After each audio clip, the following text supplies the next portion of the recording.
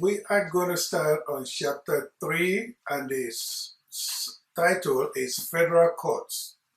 Our learning objectives today, we're going to define the four primary types of jurisdiction: geographical jurisdiction, number one; number two, subject matter jurisdiction; personal jurisdiction; and the fourth one is hierarchical jurisdiction. We are going to compare and contrast the task of trial and appellate courts, explain the historical evolution of the federal courts into their present structure and operations, analyze the different responsibilities and workloads of U.S. magistrate judges, district judges, circuit judges, and Supreme Court justices. We are going to analyze the impact the federal courts have on the administration of criminal justice at the state and local levels through their federal question jurisdictions. Excuse me. We are going to differentiate the jurisdictions and functions of Article 3 courts from Article 1 courts and other specialized federal courts. Distinguish the various agencies and their hierarchical responsibilities for the administration of the federal courts system. Evaluate the major problems facing the federal courts and the strengths and weakness of the major solutions that have been proposed to address these problems. Now, let's start with the basic principles of court organization.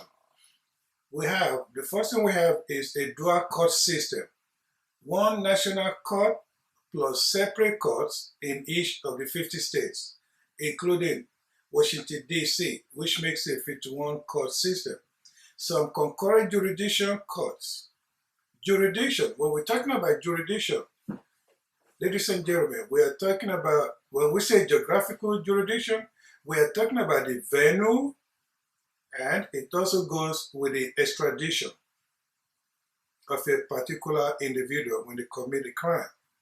Subject matter jurisdiction, in other words, it has to relate to a particular subject matter. An example of a subject matter jurisdiction would be like a tax case that goes to a tax court at the federal level, or a border dispute between two states that also goes to the federal court. We have personal jurisdiction, hierarchical jurisdiction, we have the original jurisdiction, and after that, we have the appellate jurisdiction.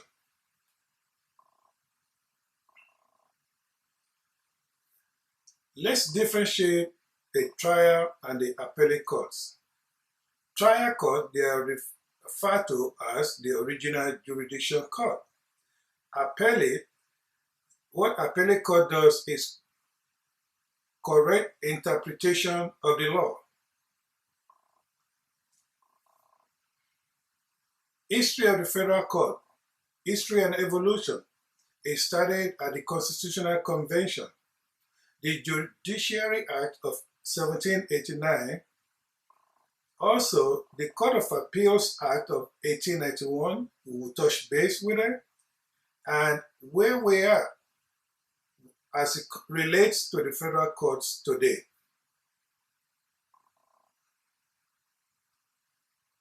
U.S. Magistrate responsibilities of judges.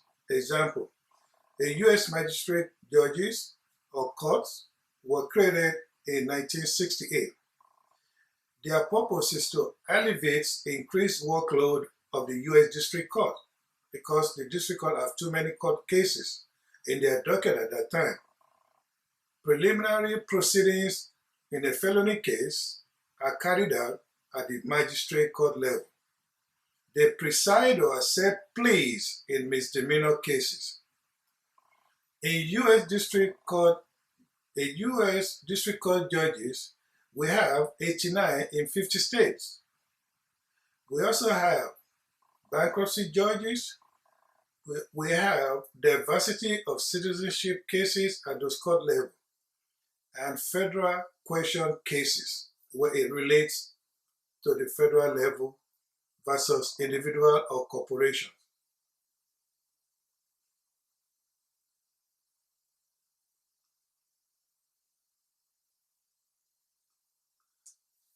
In 2002, we have over 8,255 cases that people appealed or corporation appealed to the Supreme Court. In 2007, that number jumped to 8,241 cases. And in 2010, it went down to 7,857 cases.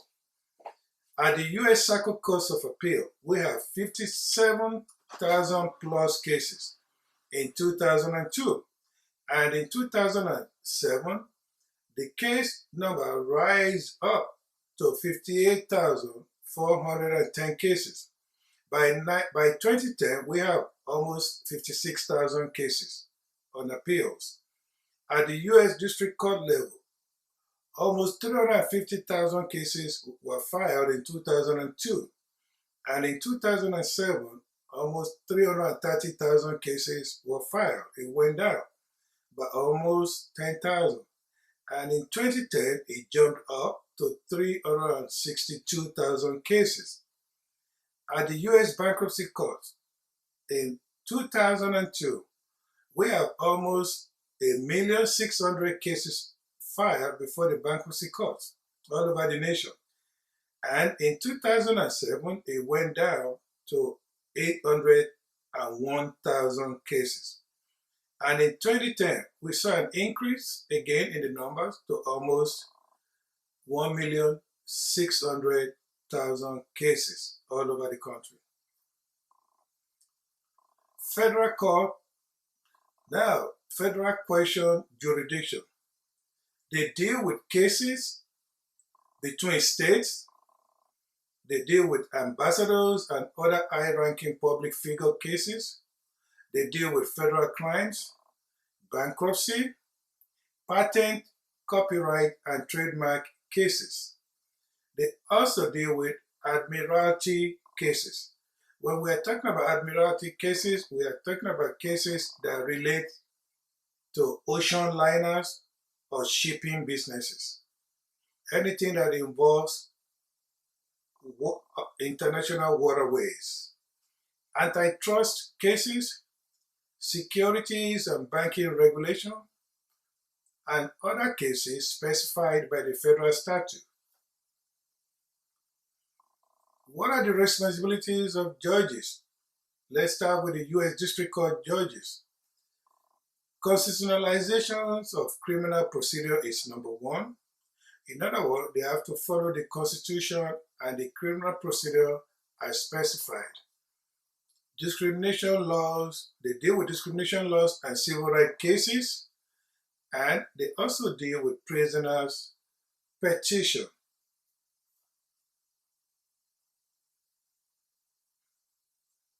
Such as in habeas corpus cases.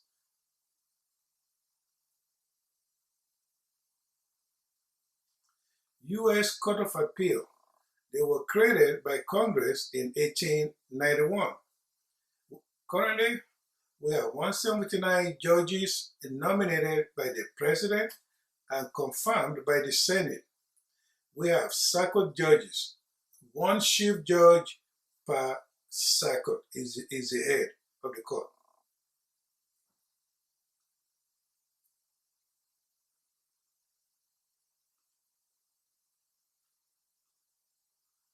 Supreme Court justices.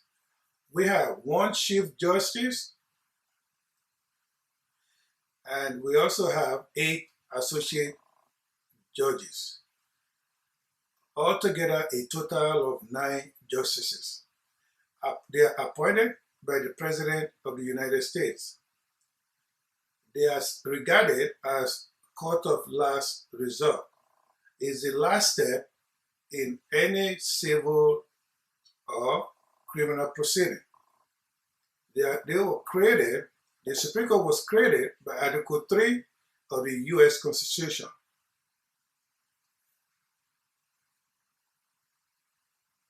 For the court to hear any case on appeal to the federal level, to the Supreme Court. They have what is called the rule of four. In other words, four of the justices have to agree to hear the case at the Supreme Court level.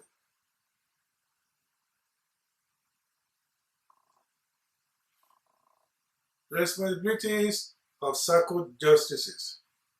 Supreme Court justices is assigned to serve as a circuit judge. They address requests for time extensions and rule on requests for stays in cases coming from the circuit court.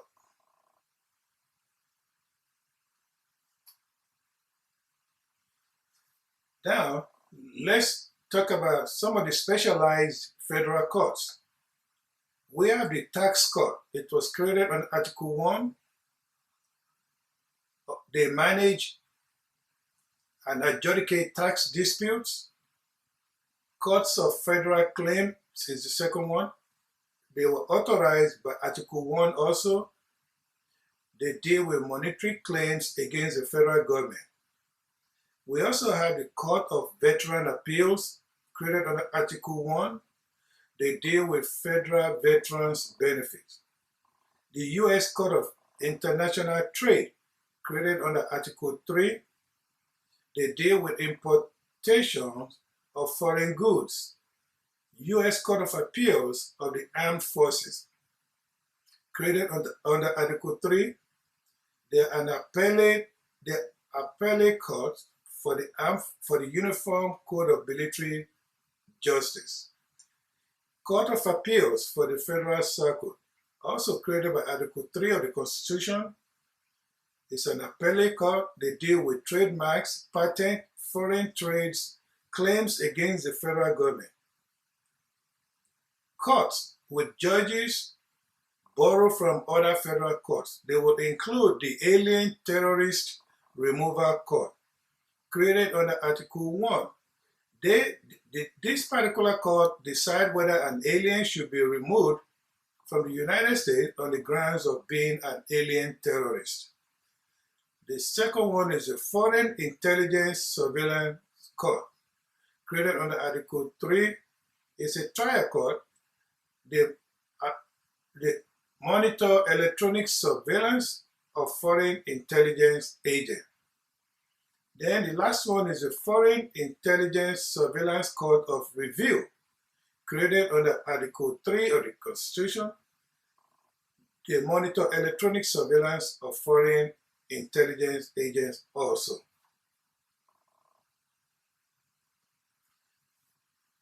The Constitution, Article 3 and Article 1 of the court's establishment. The Constitutional Courts, established by Congress under Article 3. The legislative courts were established by Congress under Article 1.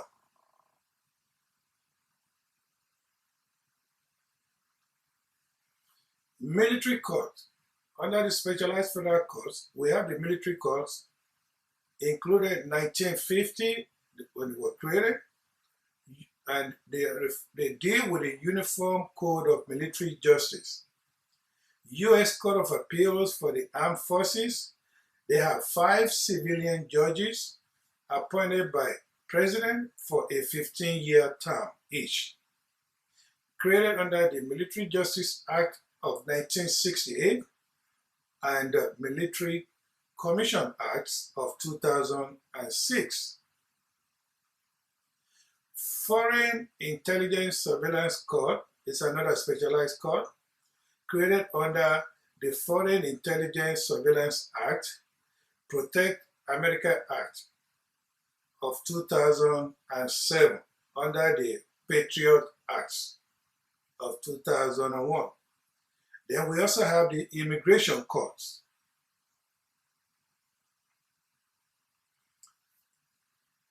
Federal Judicial Administration. It deals with various agencies and their responsibilities include, and the people involved, Chief Justice, Judicial Conference of the United States of America, Administrative Office of the U.S. Courts, Federal Judicial Center, Judicial Councils, and U.S. Sentencing Commission. What are the major problems facing the federal courts today? One of the major problems facing the courts today is the caseloads. How do we resolve that issue? The answer to that is we need to increase the number of federal judges and reduce federal jurisdiction in some of these cases. Maybe some of these cases can be tried at the local level in order to decrease or reduce the number of the caseload. So, ladies and gentlemen, this is the end of chapter 3 of your test.